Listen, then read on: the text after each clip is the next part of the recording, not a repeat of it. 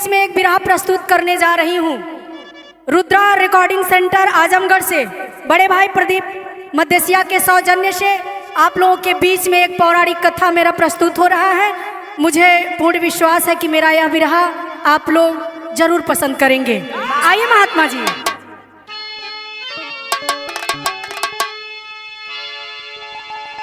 महिषासुर आतंक मचाया, तीनों लोक को बल से हराया। जय माता जय जय माता, जय माता जय जय।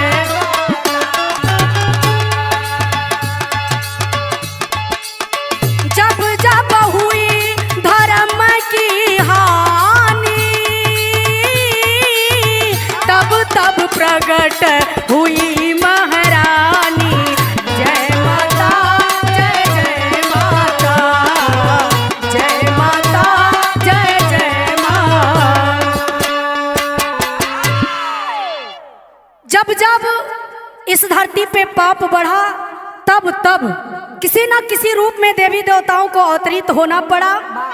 यह कलयुग में, कलयुग के देवी देवता मंत्री विधायक MP MLA हमारे भैया, लेकिन आज का जनरेशन बहुत खराब जात बा, जनता परेशान है। यह दौर में एगो पौराणिक कथा जौने के अंदर से कुछ छुपल बात आप लोगन के मिली, बड़ी सुघर कव्वाली का शीर्षक लगल बा।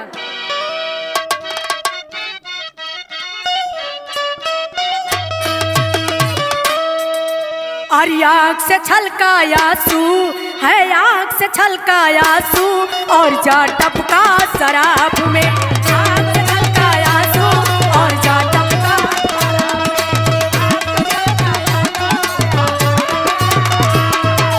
आँख से छलका।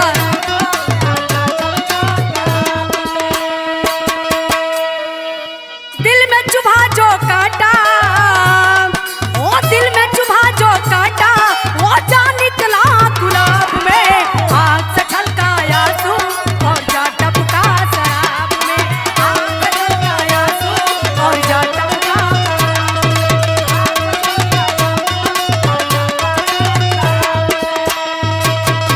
लेकिन बिरहा की लाइन में कवि की कलम बड़ी सुंदर लाइन बयां कर रही है। भाव में लिखा गया है, कहना है, क्या कहना है?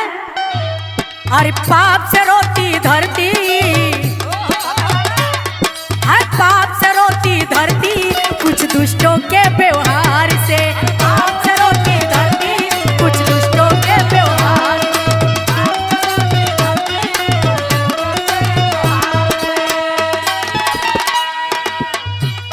और प्रकट हुई एक शक्ति, ओ प्रकट हुई एक शक्ति, सब देवों के विचार से।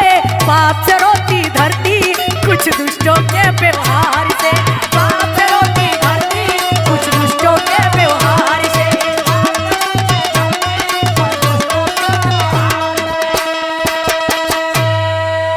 लेकिन बिरहा में यहीं से कहानी का शुरुआत हो गई। नज्जम सर लगल बढ़ के दिया महात्मा जी, एकदम तैयारी में आवा। जियो बहादुर, क्या बात है।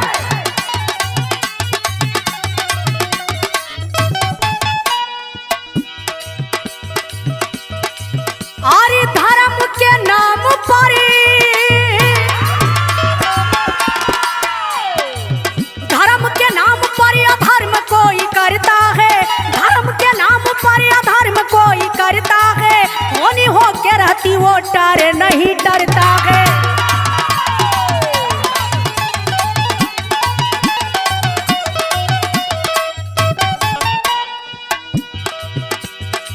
रंभ करम्भ दोनों भाई गमगी न हुए, रंभ करम्भ दोनों भाई गमगी न हुए।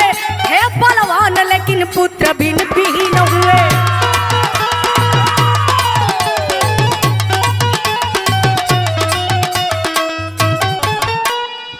चले हैं दोनों भाई,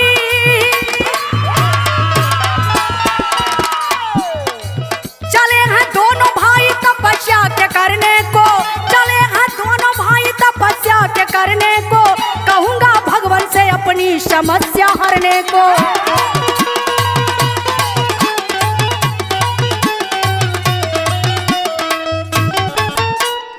विचित्र तपस्या है। राक्षस कुल के दूगो भाई रंभ और करम्भ, धन बल बुद्धि विवेक हर चीज से बलशाली रहने से परिवार में एगो का कमी रहे संतान का।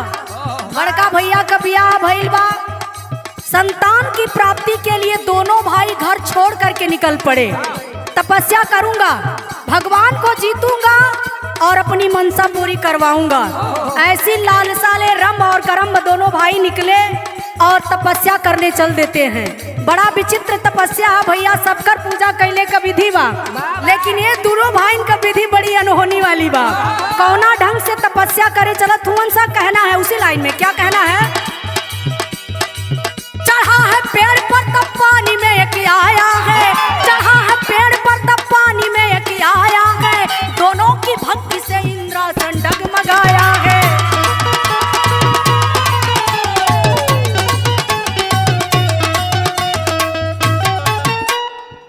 हिला इंद्रासन तब इंद्र जी परेशान हुए, हिला इंद्रासन तब इंद्र जी परेशान हुए, धरे मगरमच्छ रूप तब एक भाई का जान लिए।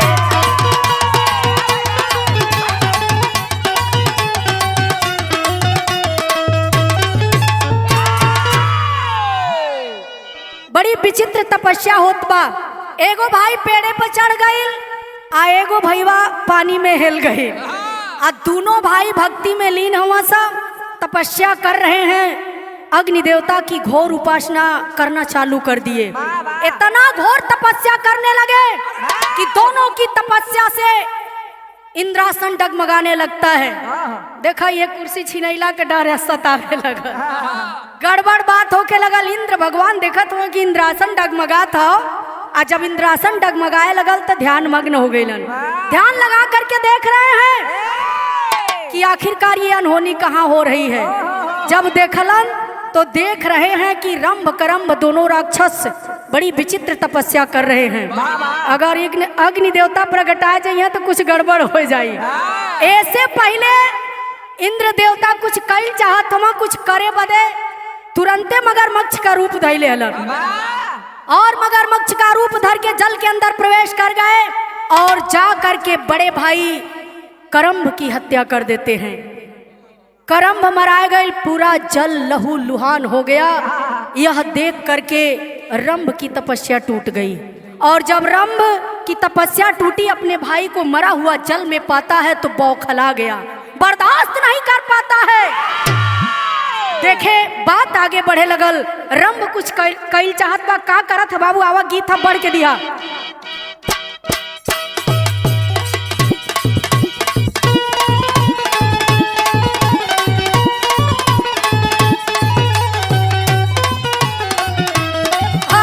सर क्या बात है, बड़ी पुरान गीत है हीरा बाबू।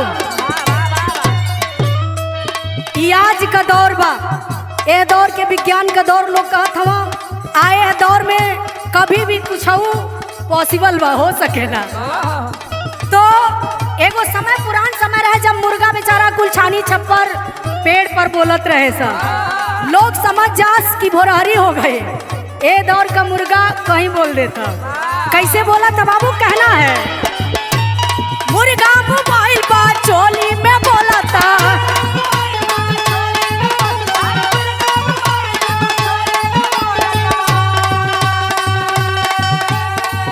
अरे मुर्गा मोबाइल बा चोली में बोला था, रात भर कहता रे कुकू अरे कुकू भला कुकू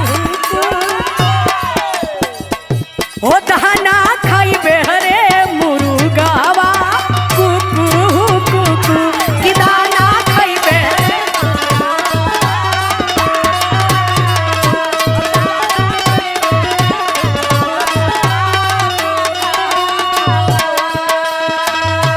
लेकिन भाई के मरने के बाद छोटा भाई रंभ परेशान है, सोच रहा है। क्या सोच रहा है बाबू? कहना है क्या?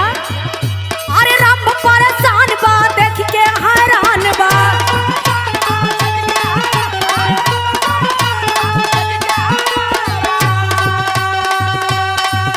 अरे रंभ परेशान बा देख के हैरान बा, हाथ तलवारिया उठवले बा,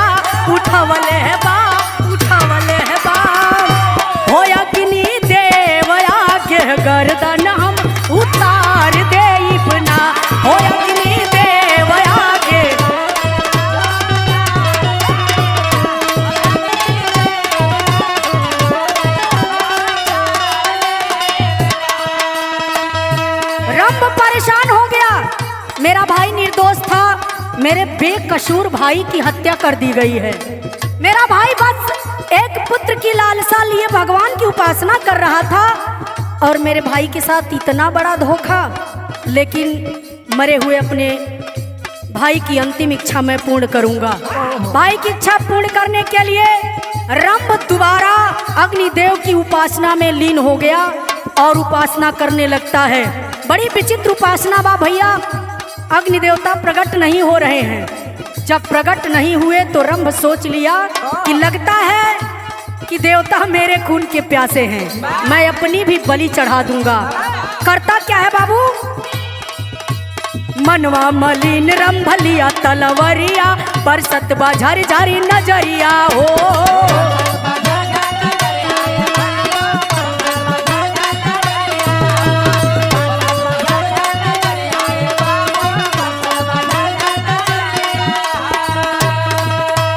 भैया के बिना कैसे के जी, अब दिलवा में उठे लहरिया हो।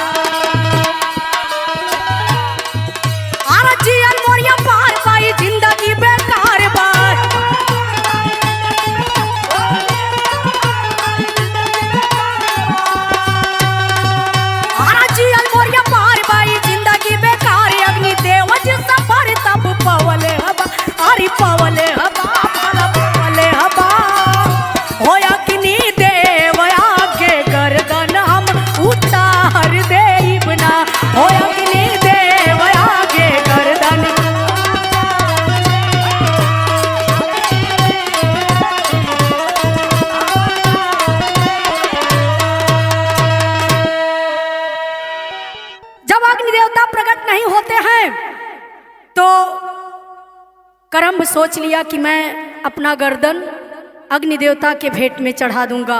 निकाल करके तलवार अपने गर्दन पे भिड़ा लेता है। तब तक अग्नि देवता प्रकट हो गए, तलवार पकड़ लिए। रुको वत्स, मैं तुम्हारी उपासना से प्रसन्न हो गया, मांग लो जो मांगना चाहते हो। रंभ राक्षस कहे लगल कि बारे देवता बहुत बढ़िया कैले हवा, निर्दोष भाई हमार मराए गई। हमारे भाई के बस एगो यह इच्छा रहे कि एगो लड़का हमारे घर में आ जा, और आपकी उपासना कर रहे थे, मेरी भाई की हत्या कर दी गई। उसकी अंतिम इच्छा पूरी नहीं हुई। धन दौलत सोना चांदी रुपया पैसा सब कुछ बा भगवान, बस हम चाहत हैं कि हमारे खानदान का बढ़ोतरी हो जा, एगो पुत्र रत्न का प्राप्ति हो जा। अग्नि देवता सोच में पड़ गए, कहत हूँ कि देखा ये राक्षस का इतना बढ़िया उपासना कैला सा, आ मांगतो जो बात है वो लड़का मांगत, कोई बात नहीं है। अग्नि देवता प्रसन्न होकर के याओ मस्त कह के वरदान दे दिए, कालन की तुम्हारी इच्छा अवश्य पूर्ण होगी। वरदान दे दिए, और वरदान देने के बाद अब अग्नि देवता चलने लगे। लेकिन रंभ राक्षस मुस्कुराने लगल। जब मुस्कुराने लगा तो अग्नि देवता कह रहे हैं क्या बात हो गया, क्यों मुस्कुरा रहे हो? तुम्हारे मुस्कुराहट में कोई रहस्य दिख रहा है, या व्यंग भरा मुस्कुराहट तुम्हारा क्यों भर रहा है?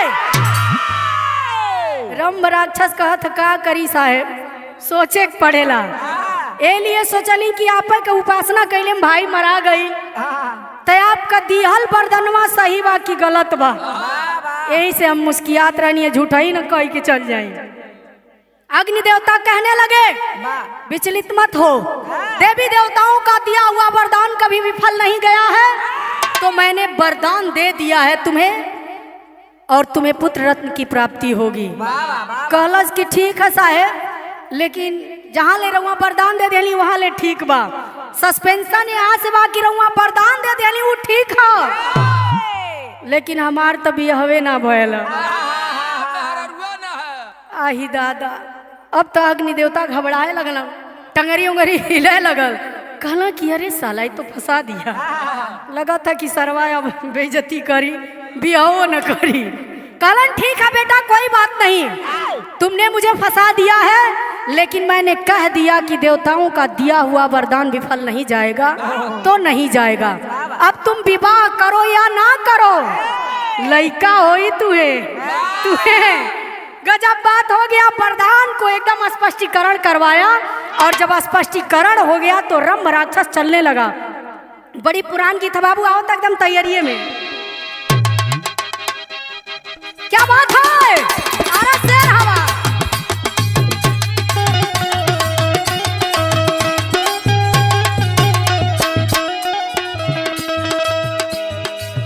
झुलनी के रंग साचा हमारे पिया,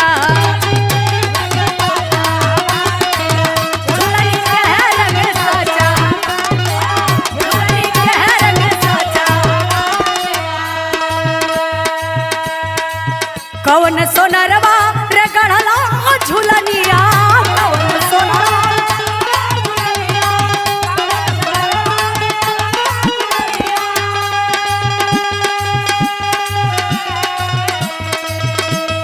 अग्नि के आचा हमार पिया, झुलनी के रंग साचा।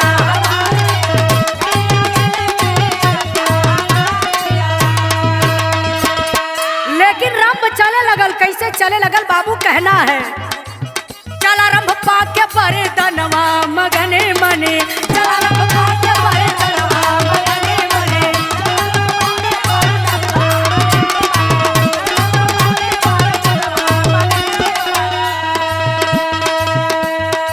रहिया में गही एक भैंस तब भेटाई,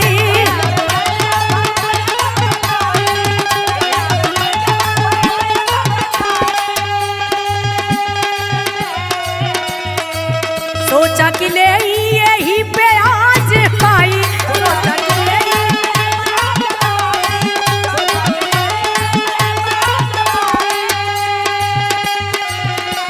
रंभ चलत रहे। चलत चलत मने मन सोचत रहे कि बाप रे बाप, कैसे विश्वास कर ले ऐसा देवी देवतन पर जौने तरह छल घोटाला करत हुअन। लेकिन चलत चलत कुछ दूर गई, एगो जंगल पड़ल। वही जंगलवा में एगो भैंस टहरत रहे। रंभ राक्षस के मन में घूम गई। जब पैसा आवेला तो बुद्धि भी खुले ले। रंभ राक्षस जब भैंस के देखलस तो मन ओकर खुले लगल। सोचलस कि हे मन कहला कि केहू से तो के लइका हो जाई, ले आवा भगवान का वरदानवा सही बा कि गलत बा, एके आजमा ले। आजमावे करतीन एक्सपेरिमेंट कल चालू कर दिलस भैंसिए पर। गड़बड़ हो गल भैया। धीरे धीरे रंभ राक्षस भैंस के नजदीक पहुंचा। पशु प्रेम के भूखे होते हैं। भैंस के पास गया, धीरे धीरे भैंस को सहलाने लगा। भैंस अपने जगह पे बैठ गई। और जब भैंसिया बैठ गई तो रंभ राक्षस अपना कार्य करना शुरू किया। कैले कबा अंतरा की लाइन से, रहिया में गई एक भैंस तब भेटाई, रहिया में गई एक भैंस।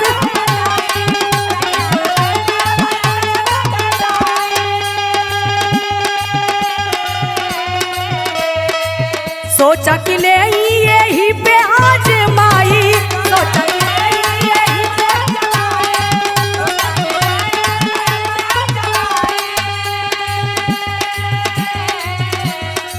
कैला भैंस रति दनवा मगने मने, कैला भैंस रति दनवा मगने मने, कैला भैंस रति दनवा मगने।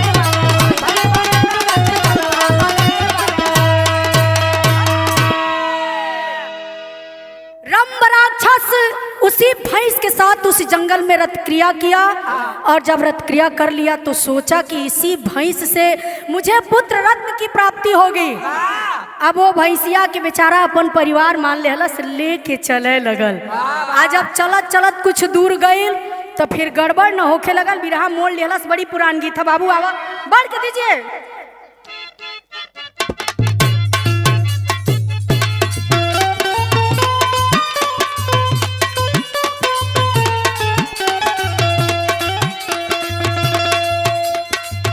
आहो गारा में हका दिनवा,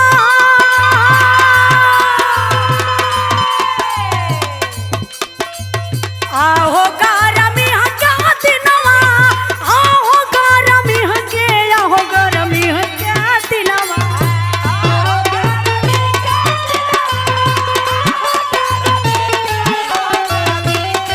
अरे जियो से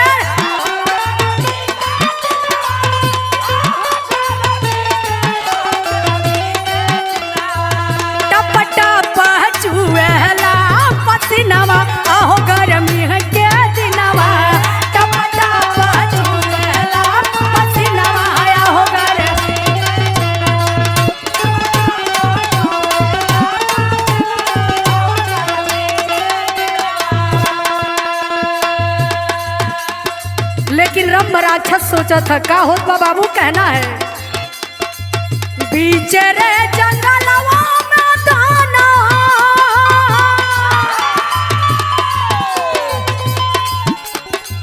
बीच रे जंगलवा में दाना पहुंचते ही छनवा हो दाना सोचत मनवा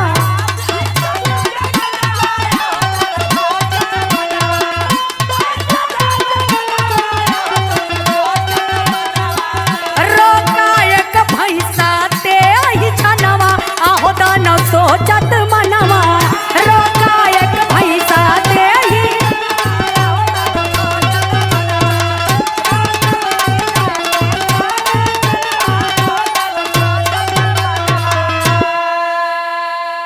रहिए में एगो भैंसा भेटा गई। भैंसवा देखत बा कि एगो भैंस के एगो राक्षस पकड़ ले जात बा। भैंसा का दिमाग भी उधेड़ बुन में लग गई कि बाप रे बाप ई राक्षसे के जात बा आई भैंसिया के लेके लगत है जात बा काट उठ के खाए जाई। अब वो भैंसा जौन बा कि एकदम गर्मी में मथे लगल आई के रंभ राक्षस के रास्ता रोक के खड़ा हो गई। कहता है रुको कहाँ चल रहे हो? कलश भाई तू हमारा रास्ता छोड़ा हम अपने काम से जा रहा था झूठा जुरात हो। भैंसा कहने लगा देखो ये भैंस हमारे जात बिरादरी की है सम्मान वाली बात आ गई है मैं जानना चाहता हूँ कि तुम इसको कहाँ लेकर के जा रहे हो। रंभ राक्षस बता रहा है कि ये भैंसिया से कुछ हमरा के जरूरत बा ए लिए हम के लेके जाते हैं तू घबरा मत। लेकिन भैंसा को विश्वास नहीं हुआ राक्षस पे। भैंसा कह लगल कि देखा ढेर हना कानी मत करा नहीं तोड़ देवे ही। अब दोनों में गर्मी गर्मा होके लगल गर्मी गर्मा में बात बढ़ल तो भैंसवा कहलस कि एक शर्त पे भैंस के छोड़ब पहले तू हमरा से युद्ध करा आ लड़ाई में हमसे जीत जेबा तो भैंस के लेके चल जाइ। गजब धून लगल बाबू कहना है आइए कहना है क्या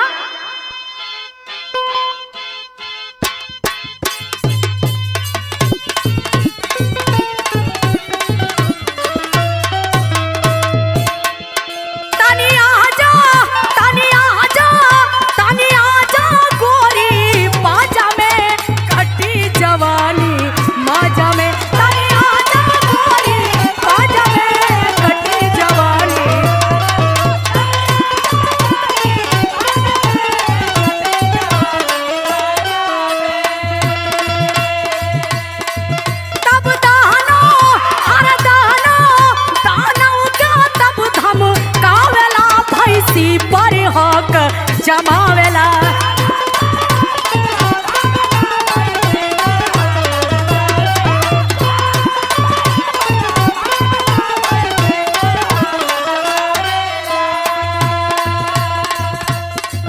हमरा से कहा तू कहा जाइबा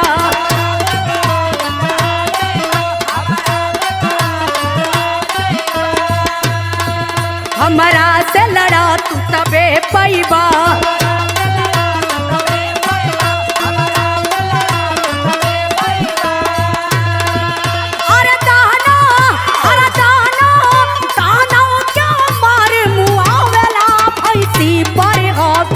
जमावेला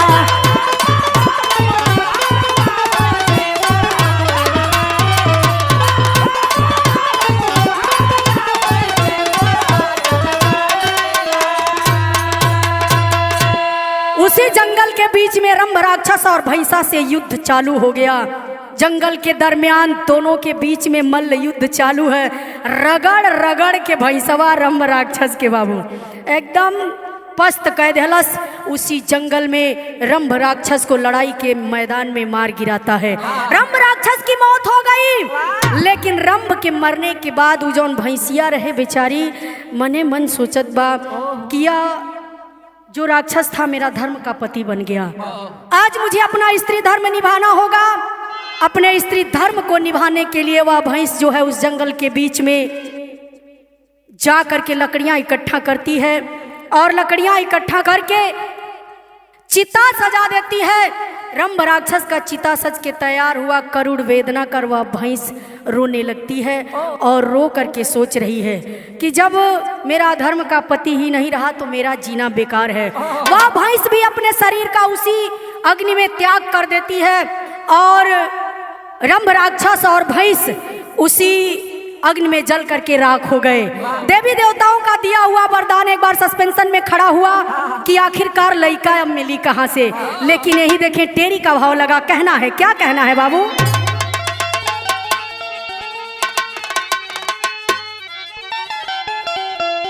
अरे लाला नवा सुंदर चीता से भइल, अरे लाला नवा सुंदर चीता से भइल, अरे हुआ जवान पड़ा तब महिषासुर नमवा।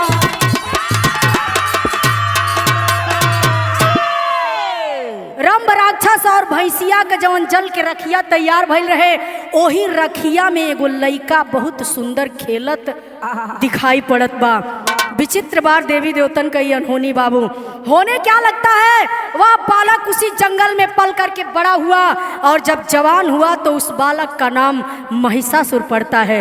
वो महिषासुर जब जवान हो गई तो अपने कुल खानदान का पता लगावे लगल। आज जब पता लगावे लगल बाबू, तब पता लगावत लगावत अपने घरे पहुंचल जहां ओकर बड़की माई बस मिलल। बड़की माई के जरिए अपने परिवार का पूरा वृत्तांत कहानी सुनलस और जब सुना तो बौखला जाता है कि एगो पुत्र रत्न के प्राप्ति में ओकर चाचा और ओकर बाप दोनों खत्म हो गए। आखिरकार बदले की भावना दिल में ले करके वह महिषासुर नाम का राक्षस चल दिया और चला तो देखे इंद्र भगवान की घोर उपासना करता है। आखिरकार वह महिषासुर नाम का राक्षस चल दिया और ब्रह्म देवता की घोर उपासना करता है। इतना उपासना में लीन हुआ कि ब्रह्म देवता को प्रकट होना पड़ा। ब्रह्म देवता प्रकट हुए और कहे कि मांग लो बेटा जो मांगना चाहते हो। महिषासुर कहलस कि सब कुछ हमारे लगे बा, खाली हमके एगो वरदान दे दे कि देव दानव मानव तीनों में से केहू हमके मारी न पावे। ब्रह्म देवता बिना सोचे समझे यो मस्त कह के वरदान दे दिए और वरदान देकर अंतर ध्यान हो गए। लेकिन जब वरदान पौलस महिषासुर तो एकदम कनकनाए गए। कनकनाए के चले लगल, गीत लगल है बाबू गोरखपुर शहरिया में।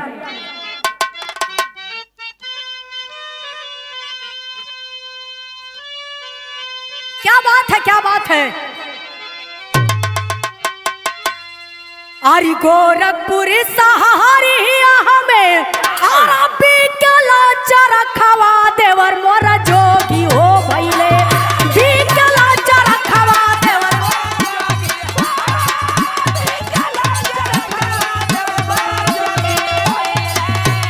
कला चरखवा देवर मोरा जोगी हो भइले।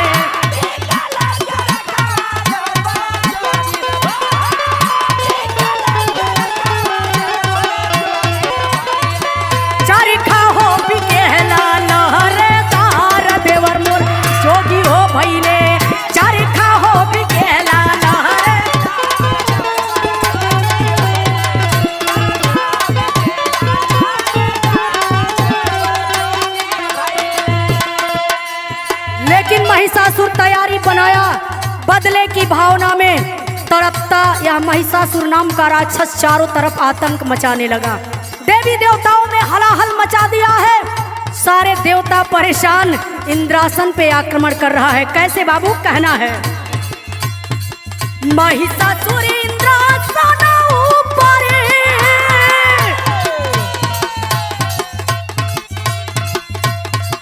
महिषासुर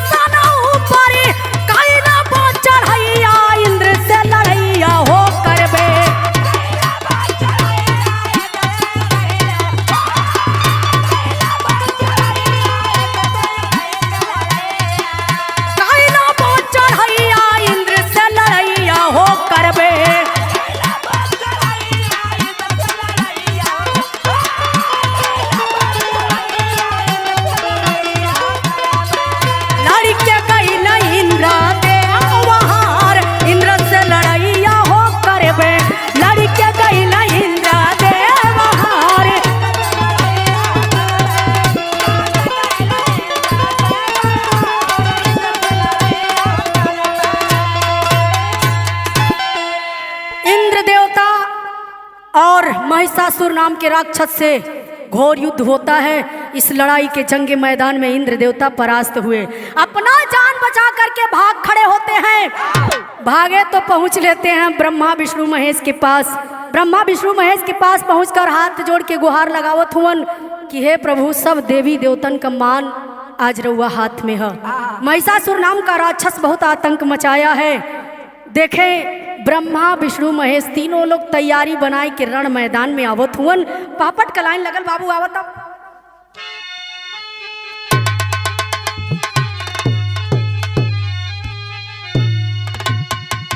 अरे ब्रह्मा विष्णु शंकर चले ते ही छनवा रनवा के बिचवा। अरे ब्रह्मा विष्णु शंकर चले ते ही छनवा रनवा के बिचवा। आ काटल जाई पपिया के गर्दनवा रनवा के बिचवा।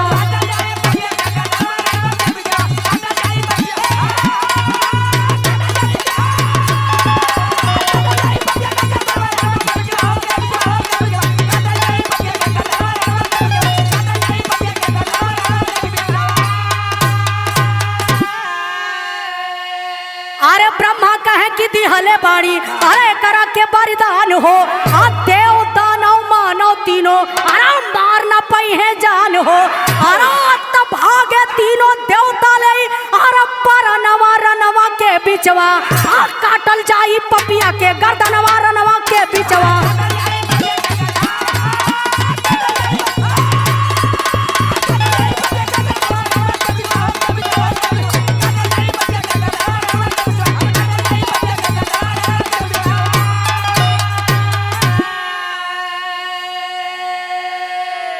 गौर फरमाएंगे, आखिरकार लड़ाई के जंग मैदान में ब्रह्मा विष्णु महेश तीनों देवता पहुंचते हैं। एकदम गरगराई के गरज रहा है महिषासुर नाम का राक्षस। आज जब ब्रह्मा का निगाह महिषासुर पर पड़ल तो घबराए गईलन कि अरे बाप रे, तो महिषासुर है, इसको तो मैं वरदान दे चुका हूँ कि देव दानव मानव तीनों में से कोई इसका वध ही नहीं कर सकता है। टंगरी हिले लगल, इशारा कैलन धीरे से। आ जब इशारा कैलन तो तीनों देवता भाग के खड़ा भइलन। कुछ दूर जाए के तीनों देवता लोग मनन करत है कि का करे के चाहिए। विचार होखे लगेला ना, जैसे राजनीति में देखा एक पर एक दबावे कर तीनावत रहत है, जल्दी जल्दी में प्रकट होत रहता है एक न एक। वही तरह से विचार करने लगे। और जब विचार किए तो देखे करते क्या है बाबू। आल्हा आवा हऊ वाला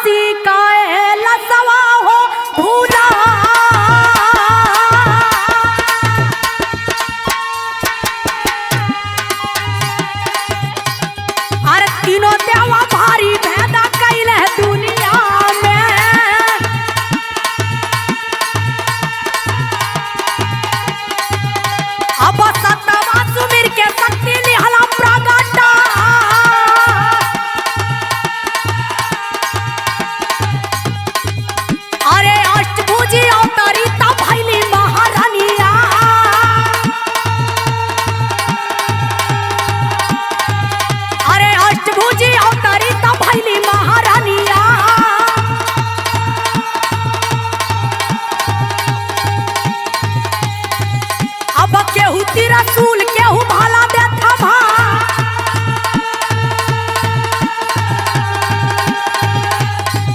अरे केहू पदम चक्र केहू दिया तलवारिया।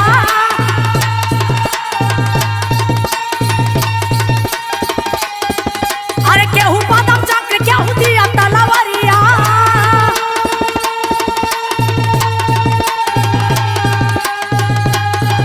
अब हाथे हथियार देवा देहला हो थमा।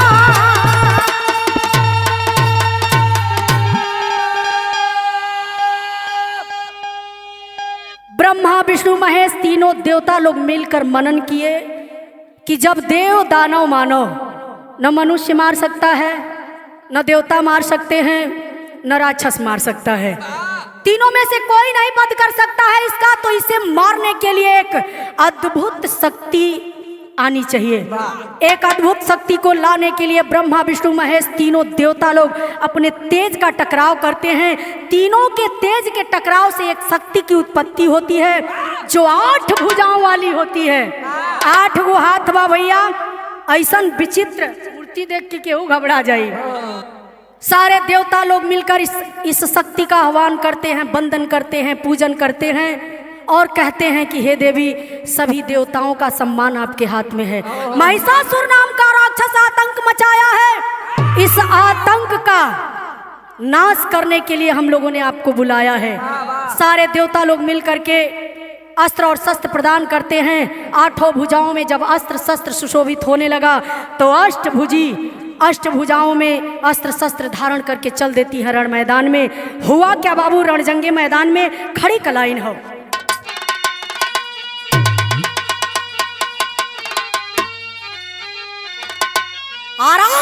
शेर पे सवारी कई के आराधाई जननी, तब भाला महिषासुर क्या छाती में धसाई जननी।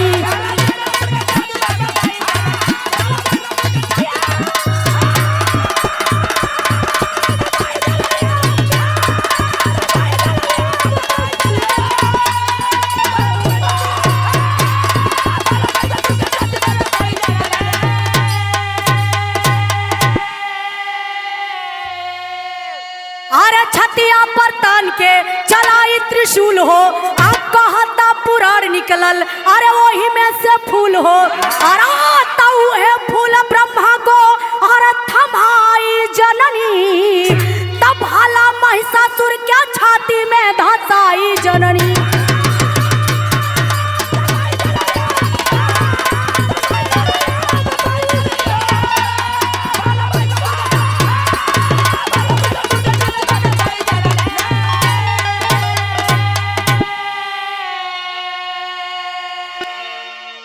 गौर फरमाएंगे, रण मैदान में महिषासुर नाम के राक्षस से आदि शक्ति अष्टभुजी महारानी स्वयं देवी दुर्गा युद्ध करती हैं। लड़ाई के जंग मैदान में युद्ध करके महिषासुर नाम के राक्षस को परास्त कर उसका वध करती हैं। तान करके त्रिशूल महिषासुर के छाती में चला देती हैं। प्रमाण लिखल गई, वेद पुराण गवाह है बाती कहा कि जौना जगह छाती में त्रिशूल लगल, वो त्रिशूल के जगह से एगो कमल के फूल का उत्पत्ति भइल। वह दिनवे से कमल के फूल का उत्पत्ति भी भइल है। प्रमाण लिखा जाता है कि वह कमल का फूल ला करके आदि शक्ति ब्रह्म देवता को भेंट स्वरूप प्रदान करती हैं। जहां आप लोग फोटो प्रतिबिंब में ब्रह्म देवता को उसी कमल पे आसन मारे बैठे पाते हैं। तो इस तरह पाप का नाश होता है। कलयुग में बड़ा घनघोर पाप हो गया। ये पाप का कब नाश हुई, जनता बहुत परेशान है ये घड़ी तो कोरोना से। तो आइए, कहानी समाप्त हुई। जब जब धरती पे पाप बढ़ता है तब तब देवी देवताओं को किसी न किसी रूप में अवतरित होना पड़ता है। तो इस तरह से दुष्टों का नाश होता है। कहानी समाप्त हुई। लास्ट में गुरु घराने का छाप है बाबू, कहना है तो राजपुरम गुरु सतगुरु स्वामी राधे इंदु जी श्रीनाथ आरा कथन करें गुरु परशुराम जी आरा से उधारी छोड़ गए सा।